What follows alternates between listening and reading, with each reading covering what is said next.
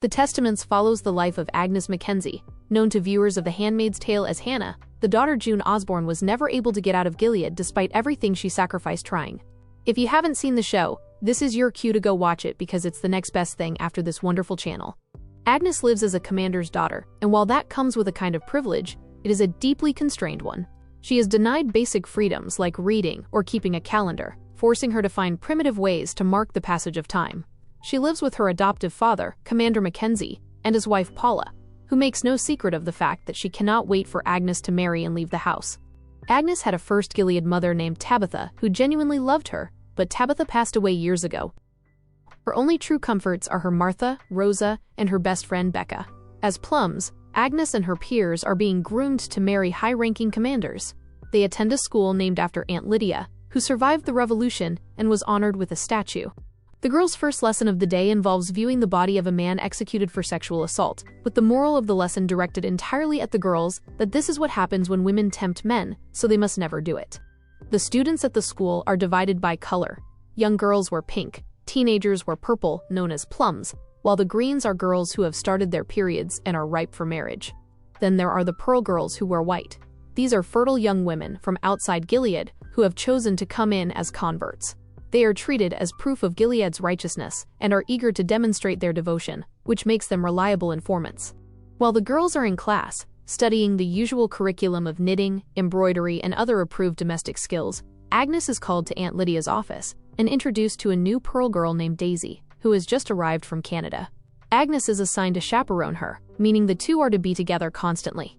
Agnes's friends immediately interpret this as punishment, assuming Agnes must have done something wrong, and that Daisy has been assigned to spy on her. They advise Agnes to find a way to get rid of her, maybe manufacture a reason to have her punished. But Agnes, who is fundamentally a decent person, resists this instinct. It doesn't help when the other girls ask Daisy about life in Canada and whether she misses it. Daisy's response is that Canada is drowning in sin, and she prays for it to be swallowed by the earth, sounding every bit like a true Gilead fanatic. However, that changes the next day during assembly, when the school publicly punishes a male guardian for touching himself sexually by amputating his arm. The horrifying spectacle deeply shakes Daisy, and she privately tells Agnes the punishment is insane and cruel. Terrified by her own words, Daisy immediately wants to report herself for blasphemy, but Agnes stops her and tries to calm her down. Later that night, we realize the girl is faking her devotion. Daisy is seen secretly listening to a Mayday station on her hidden AirPod before sleeping, and she previously met June Osborne before arriving in Gilead, which strongly implies June personally sent her there as an infiltrator. Unfortunately for Agnes, she gets her period, signaling she is now a green and eligible for marriage. She immediately wants to tell Rosa, but Rosa is unavailable, so she ends up telling Paula instead. Paula is uncharacteristically gentle with her, walking her through how to manage it, and giving her a pad pouch that Tabitha made for her before she died. In Gilead, a girl's first period is treated as a blessing, a sign of divine favor and the promise of fertility, so Agnes is genuinely excited when she arrives at school the next morning. She rushes to the ceremony bell, but when Daisy tries to follow, Agnes tells her she cannot come. Daisy assumes it is retaliation for the blasphemy incident, but it's something that's done individually. Just as Agnes is done being celebrated, they are called to punish Daisy because she confessed to the blasphemy anyway. The punishment is a ritual public shaming, where the other girls encircle Daisy while chanting that she is a dirty girl. Rather than take the consequence alone, Daisy reveals that Agnes knew about the blasphemy and said nothing. Now Agnes is included in the punishment, and both girls are made to wash their mouths out repeatedly because their words committed a sin. Agnes is furious afterward because not only did Daisy drag her into trouble unnecessarily, she ruined what was supposed to be Agnes's special day. Paula moves quickly to get Agnes matched and takes her to a dentist's office belonging to Becca's father, Dr. Grove. The visit becomes deeply disturbing when the older man touches Agnes inappropriately. That experience finally forces Agnes to confront what her future actually means. Marriage in Gilead is not romance or freedom. She has no idea what kind of man she'll be assigned to, what her wedding night will look like, or whether she'll even feel safe. But girls in Gilead are never raised to dream beyond the path chosen for them. Soon afterward, Agnes undergoes a nighttime ceremony and officially transitions into wearing green. She finally speaks with Becca, who explains that her previous coldness during Agnes's period ceremony wasn't jealousy, but because she wants better for them. Becca, who got her period a few days before Agnes, doesn't see it as a blessing. The conversation heavily suggests Becca is romantically in love with Agnes, something completely forbidden in Gilead. and Agnes is in love with her guardian Garth, which is equally impossible since she is destined for a commander.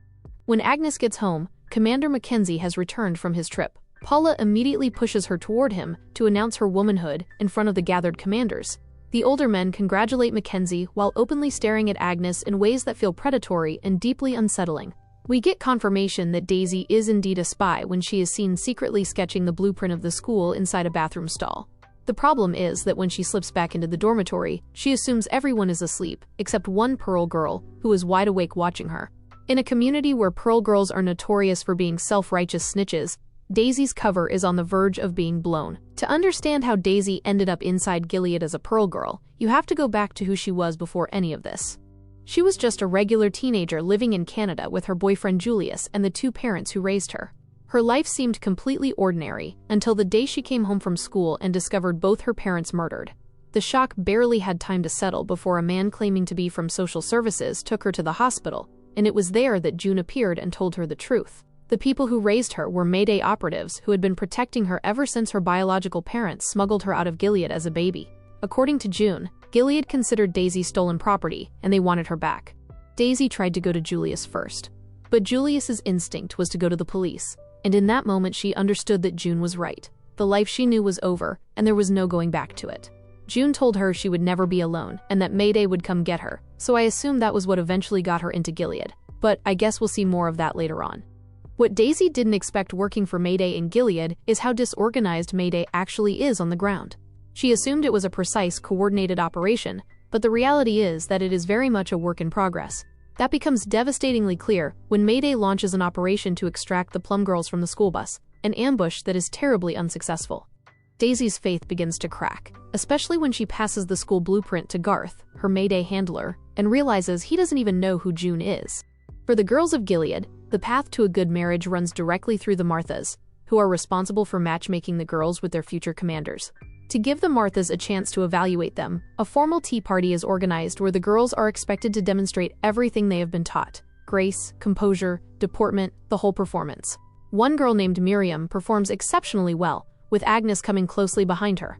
But Paula deliberately trips Miriam as she carries her tea, causing her to spill it in front of everyone. In Gilead, a spilled cup of tea isn't just an embarrassment. It's a life-altering failure that relegates a girl to the worst of the worst commanders. Daisy is initially baffled by Miriam's devastation, but she begins to understand that these domestic rituals are the only power these girls will ever have. Paula's scheming, however, comes back to bite her in the very next scene. The girls participate in a Gilead tradition where a small porcelain bride figurine is baked into a cake, and whoever finds it in their slice is said to be the first among them to marry. Agnes bites into the figurine and damages her tooth badly enough to require dental treatment. She is brought back to Dr. Grove, and because the procedure requires anesthesia, Agnes later realizes in horror that he assaulted her while she was unconscious. Following the bus attack, Gilead begins a violent purge of suspected resistance members. They publicly execute a woman at a flower shop, a Mayday operative hiding in plain sight, which sends Daisy into a spiral of fear. She begs Garth to get her out, but he insists they desperately need her. According to him, Daisy is the closest operative Mayday has ever placed near elite girls and powerful commanders inside Gilead. He advises her to stop being afraid and start putting on a show, just like every other woman in Gilead who is fighting to survive. Agnes forces herself to bury what happened with Dr. Grove because she cannot fully process it. The girls in Gilead are raised with almost no sexual knowledge, so even though she knows he violated her somehow while she was unconscious, she cannot clearly put it into words. She just knows something about it felt deeply wrong. Unfortunately, she has no time to even sit with those feelings, because that same day is the girls' ball, Gilead's version of a debutante presentation. It is a formal dance where the newly eligible green girls are expected to perform their manners, their grace, and their desirability in front of the commanders who will be bidding for them as wives. According to Gilead tradition, it is supposed to be the happiest day of her life. So Agnes puts on her dress, fixes her face, and says nothing, but she is incredibly weird towards Becca, who cannot understand why her best friend suddenly seems cold. Shunammite, who is still in purple because her period has not yet come, fills the girls in on the social architecture of the event. The young commanders who arrive early are not the powerful ones. The powerful ones come later in the evening. The girls hold on to the brief fantasy that they might end up with someone young, someone they could at least imagine a life with. But deep down, they know girls of their status are usually matched with powerful men, and powerful men in Gilead tend to be old. Daisy nearly gets herself killed during the dance, when one of the older commanders touches her face inappropriately, and she sharply tells him to keep his hands off her. In Gilead, even a tiny act of defiance like that could destroy a girl. Thankfully, Garth steps in immediately and claims he will discipline her himself, diffusing the situation before it escalates. Earlier, Daisy had passed a chocolate that Mackenzie brought back from a trip to Garth, which allows Mayday to deduce that he has secretly been visiting Japan despite the country's sanctions against Gilead. They suspect he is negotiating an artillery deal and need Daisy to keep feeding them information however she can. As the night progresses, the important commanders finally arrive. Commander Seth Weston, the head of the Eyes, takes a particular interest in Agnes. While dancing with her, he suddenly gets called away for urgent business and asks Garth to take over the dance. For a few minutes, Agnes experiences what a real dance is supposed to feel like. Not a performance for an evaluating audience, but something almost like joy, with someone she actually wants to be near. As for Becca, her evening goes very differently. One of the older commanders gets her drunk, and the girls panic, because if the ants discover she was intoxicated, it could ruin her future marriage prospects completely. Shunammite and Daisy rush Becca to the bathroom to sober her up. There, a heartbroken Becca laments her life, knowing her queerness is a death sentence, and that she is destined for a forced marriage. Shunammite manages to keep the whole incident away from the ants, but Jehosheba undoes all of it. She is a green girl who is interested in her own advancement above everything else, and she starts broadcasting Becca's drunken incident loud enough for girls who were not even there to hear every detail. When Shunammite tells her to stop and Jehosheba refuses, Shunammite gives her a dirty slap. What follows the dance is a video interview with potential husbands watching remotely. The entire process feels horrifyingly transactional, with teenage girls essentially pitching themselves to older men who will choose whether they are worthy wives. I think we need to side-eye the person who wrote this book. Their imagination is wild. Agnes almost falls apart emotionally during her interview and begins crying on camera. The man conducting the session is Commander Michael Judd. He just married a friend of Agnes named Penny, who is currently pregnant. He temporarily stops the interview and surprisingly comforts Agnes, encouraging her to continue. Aunt Lydia is not particularly happy with the girls' performance tonight, and she blames her deputy, Aunt Vidala, who is responsible for overseeing the girls. The criticism stings, particularly because Judd had earlier made a suggestion that Vidala might be suited to eventually take Lydia's place, an offer Vidala had pretended not to hear. With the way Lydia is treating her now, the idea becomes harder to dismiss. Vidala, stinging from the dressing down, redirects, assembles the girls and tells them how badly they made her look. As she speaks, the bell suddenly rings. It is Hulda announcing that she has finally gotten her period. She is easily the most naive girl in Gilead, though she somehow possesses scientific knowledge that should be impossible in a place where girls are forbidden from reading or writing. Everybody celebrates except Shunammite, who is devastated. Every one of her friends has now become a green girl except her, making her feel left behind and somehow unworthy by Gilead standards. As the deliberations begin and the ants gather to match each girl to her future husband, the story flashes back to Aunt Lydia's past during the rise of Gilead. Before becoming an aunt, Lydia and Vidala, whose real name was Vivian, were ordinary school teachers when the sons of Jacob seized power. Women were rounded up into stadiums while society collapsed around them. Some women were executed immediately, particularly those considered undesirable by the new regime. Lydia and Vivian stayed together through the early days, until Lydia woke up one morning and Vivian was simply gone. A few days later, it was Lydia's turn to be brought before Michael Judd for evaluation. Rather than wait to see what he decides about her, she convinced him that Gilead would need women to help shape and indoctrinate other women, arguing that the men would be busy shaping the world. The argument impressed him enough that he decided to spare her and create the ant system. To test her loyalty, Judd ordered Lydia to execute Vidala herself. Lydia pulled the trigger. Only afterward did she discover the gun was unloaded. The entire thing was a test, and passing it is what officially transformed Lydia into an ant. In the present, Vidala channels her wounded pride into punishment. Now that Hulda has become a woman, it falls within Hulda's jurisdiction to determine Shunammite's punishment for slapping Jehosheba. Shunammite's hands are held down, and she receives cane strikes across her palm, while Hulda holds her still. Eventually, Agnes privately confesses to Becca that she is in love with Garth. Once she learns Garth is close to becoming a commander, she begs Aunt Lydia to include him among the suitors. To everyone's surprise, Lydia agrees and raises his name during the selection.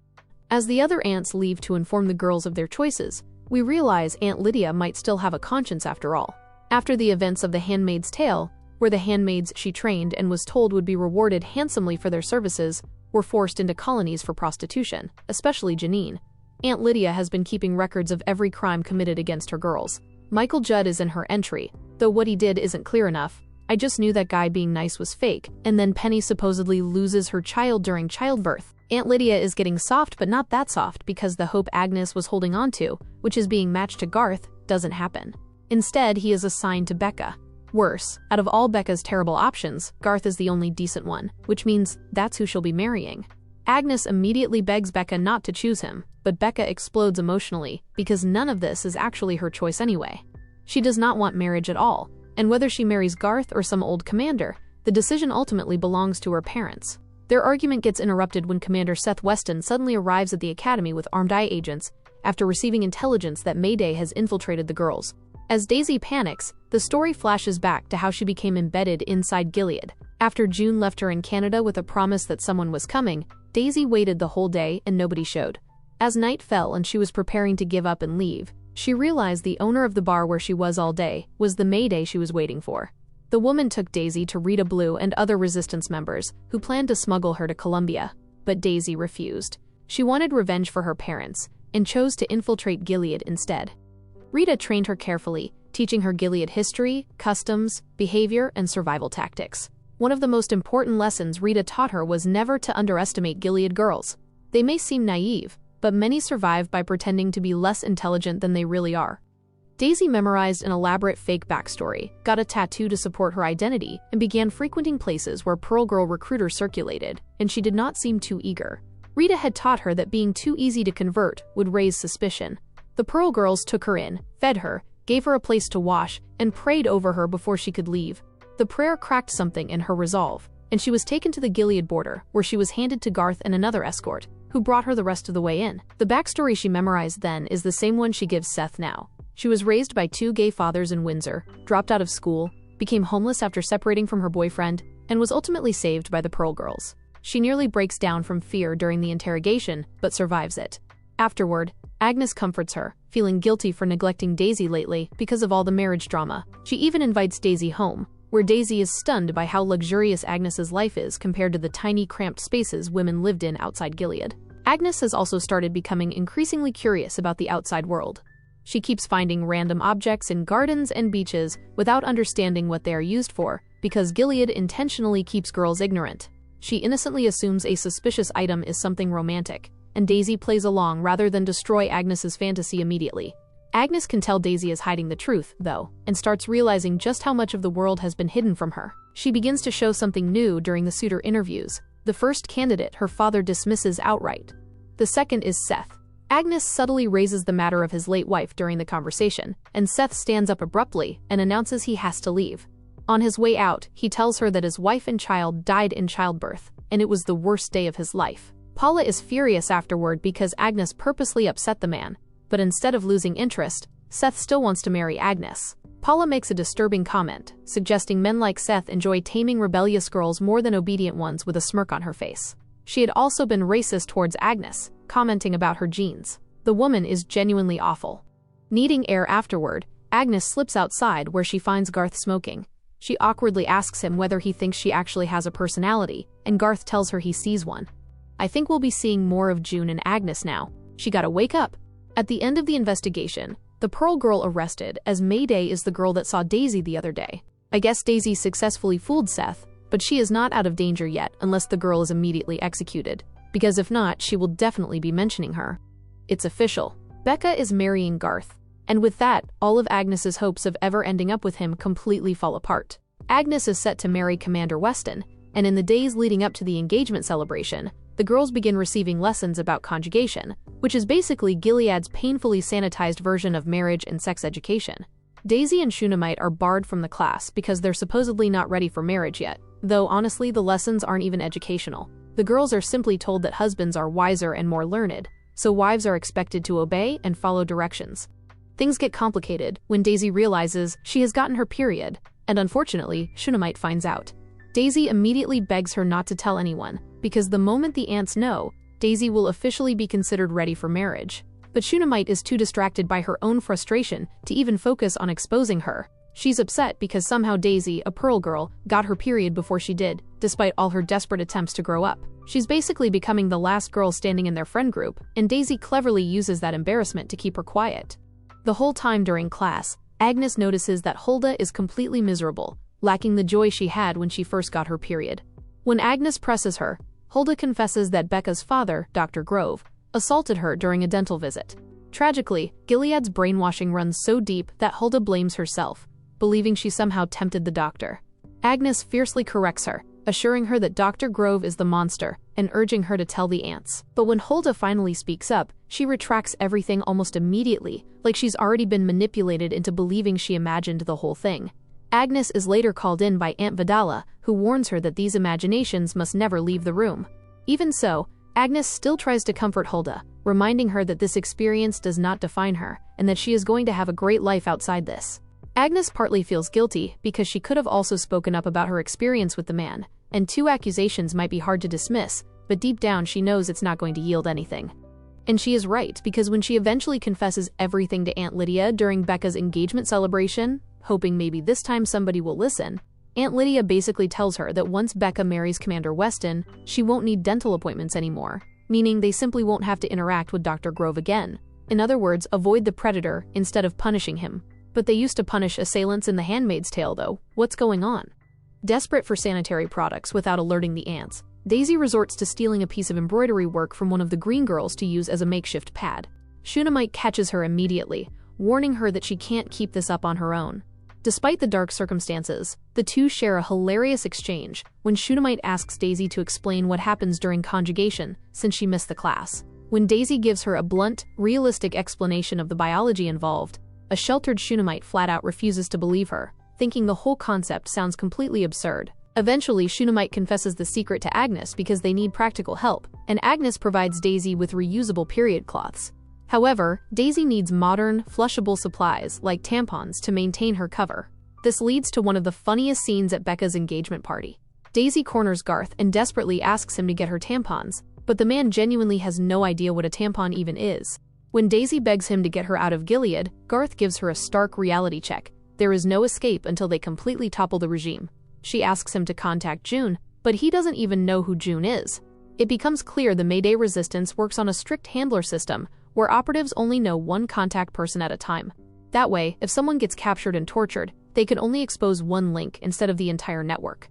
Still, Daisy gets a reminder of why she infiltrated Gilead in the first place when she speaks to Agnes. Things have been weird between Agnes and Becca because Becca chose Garth herself, but honestly, it's hard to even blame her because compared to the other horrifying marriage prospects, Garth was the closest thing to a decent option. Miriam, the girl Paula sabotaged at the tea party, is being married off to a man from the colonies, which is basically a death sentence disguised as a marriage proposal. Daisy finds Agnes hiding downstairs during the party and initially chastises her for abandoning her best friend over a crush on Garth. But Agnes finally reveals the truth about Dr. Grove assaulting her.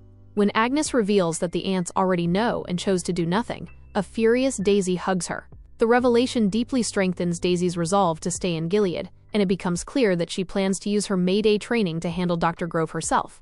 The only upside to Gilead's teachings is their obsession with the Old Testament, especially the whole eye for an eye philosophy. That is exactly the rule Daisy picks up on, and she decides to weaponize it by ringing the bell to publicly announce she has finally gotten her period. Everyone celebrates her milestone, and by the very next day, she is officially gowned by the Purples who gather around to initiate her.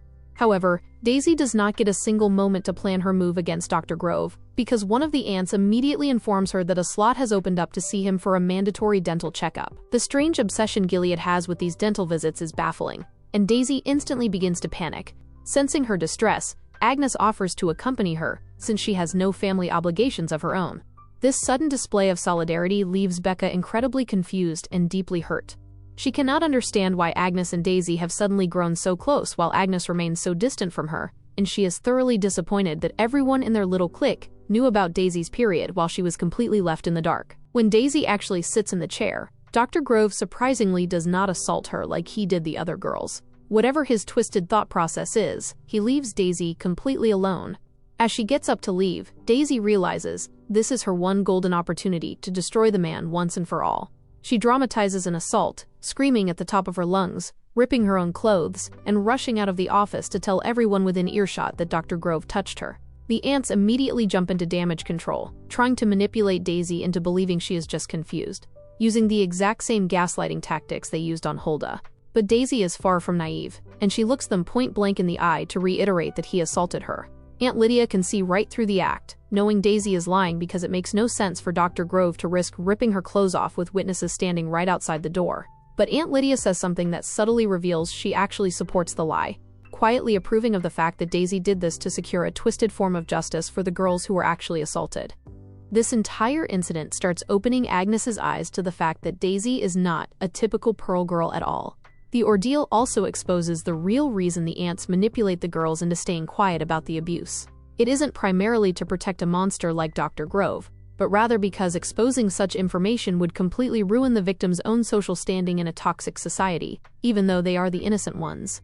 In Gilead, Pearl girls are always just trying to fit in and secure a comfortable life, so Agnes demands to know why Daisy would do something that would completely ruin her chances of a good marriage match. Daisy avoids giving a straight answer, simply reminding Agnes that she is still on cleaning duty. Agnes is baffled as to why she is still stuck cleaning when she is supposedly a plum now and no longer a Pearl girl, but Daisy explains that she is essentially an experiment, and the regime simply doesn't know where she fits in yet. Agnes goes home that day and completely breaks down under the immense weight of it all. Aunt Lydia wants to keep a tight lid on the assault allegations until Becca's impending marriage is fully finalized, knowing the slightest rumor would completely ruin her prospects. Dr. Grove is scheduled to visit Garth later that evening to finalize the marriage details, and when he arrives late, he is visibly distraught. He immediately brings up the incident, claiming Daisy lied about him and falsely accused him of sexual assault. Believing her father is the victim of a malicious lie, an enraged Becca attacks Daisy at school the very next morning. To stop the violence, Agnes drags Becca to a secluded area where she reveals that Daisy is telling the truth because Grove did the exact thing to her. Becca completely breaks down as the reality sets in, and the aunts quickly punish the girls for gossiping in a bid to keep the scandal quiet. Later that night, a deeply disturbed Becca asks her father point-blank if the rumors are true. The man casually denies ever laying a hand on Daisy, and you can practically see Becca mentally dissociating on the spot. In the dead of night, she grabs a pair of scissors and stabs her father to death. Covered in blood, she flees straight to Agnes's house, telling Agnes Grove can never hurt her again. While a panicked Agnes tries to clean her up, Becca begs her to run away with her, promising she would do anything for her. Agnes can see that Becca is having a severe mental crisis, so she plays along and lies, promising they will escape together. However, the moment they walk downstairs, Becca discovers that Agnes has already alerted her parents. Mr. Mackenzie instructs Becca into going to the car with Garth, who is supposedly taking her to a doctor to get professional psychological help. But en route, it becomes clear that Mr. Mackenzie actually called the Eyes. The secret police ambush them and violently drag Becca away to an unknown destination. The school tries to sweep Becca's sudden disappearance under the rug by telling the girls she went far away because of her father's death. But the moment Agnes arrives, she lays out the truth of how Becca was actually taken to a women's mental facility, and this revelation fires up the young women to demand justice for their friend. Even Aunt Lydia tries to intervene by pleading Becca's case to Commander Judd, but Judd reveals that a woman killing a commander cannot go unpunished, even if the late Dr. Grove was already destined for execution. If Becca somehow manages to avoid the gallows, her best-case scenario is a lifetime condemned to the misery of being a handmaid. Agnes confronts the aunts directly, demanding to know what they are actually doing to help, and she pushes back hard when they repeat the passive phrase that God will handle it. She argues that they are supposed to be God's instruments instead of passive spectators, which deeply rattles Aunt Vidala. When Vidala later approaches Aunt Lydia, she assumes her rival has come to gloat over the girls' rebellion, but a vulnerable Vidala instead demands to know why Lydia has despised her since the days before Gilead. Lydia claims things always came easily to Vidala, but Vidala fires back that Lydia does not know her true story, insisting they must set aside their personal history and work together to save the girl. Daisy is never one to back down from a fight, so she tells Garth to get Mayday to help Becca, but Garth flatly refuses, because Mayday's objective is to gather intelligence and dismantle the regime from within, rather than risking valuable assets for a single prisoner. He warns her that a reckless move will get agents killed, but Daisy remains completely defiant. Desperate to contain the situation, Garth sends a coded transmission to the legendary June Osborne, exposing the fact that he has been lying about not knowing June this whole time. June sends a message back via radio, stating that they need to get Daisy out before she gets everyone killed. Daisy is smuggled to the Canadian border inside a cargo truck in the dead of night, expecting a strategic briefing on how to liberate Becca, but she is blindsided when June informs her that she is being permanently evacuated.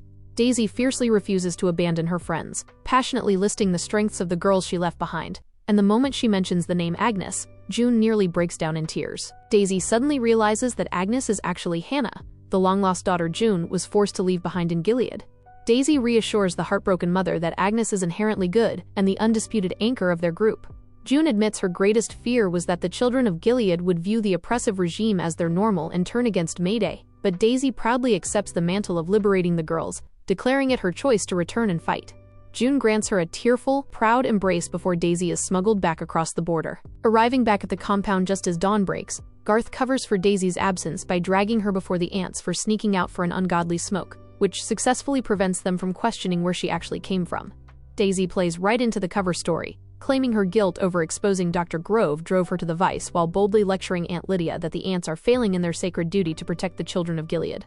Regardless of everything, Agnes's wedding preparations must go forward, and her future husband comes to visit while she is feeling down.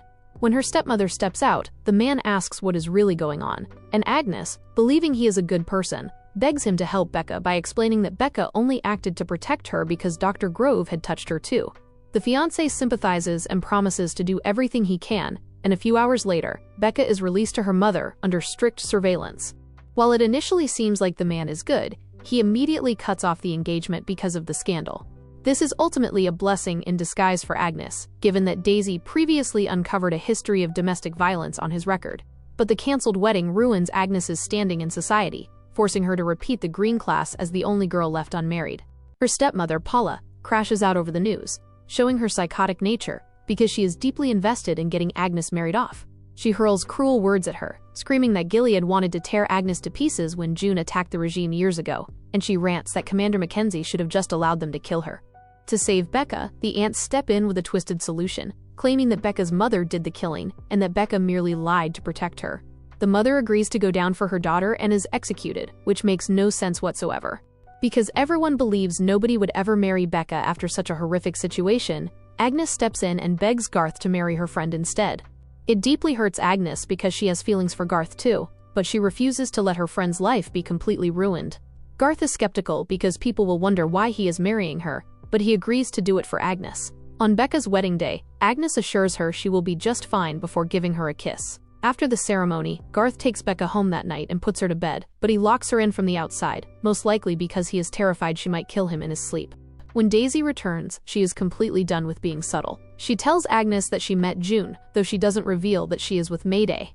She lets Agnes know that her fierce sense of justice comes directly from her biological mother. Agnes initially proves June's fears right by calling her mother a terrorist, but she eventually realizes exactly whose daughter she is. The switch from a naive girl to an outspoken rebel is incredible to watch. When Aunt Lydia starts talking about positioning her for the next mating season to find a husband, Agnes fires back that they need to think about her history as June Osborne's daughter. She finally remembers her true legacy. At the end of the season, June receives a powerful message from Daisy, stating that her plan is to raise an army of teenage girls to fight against Gilead in a way nobody will ever see coming. June is filled with pride, and the girls are officially ready for battle.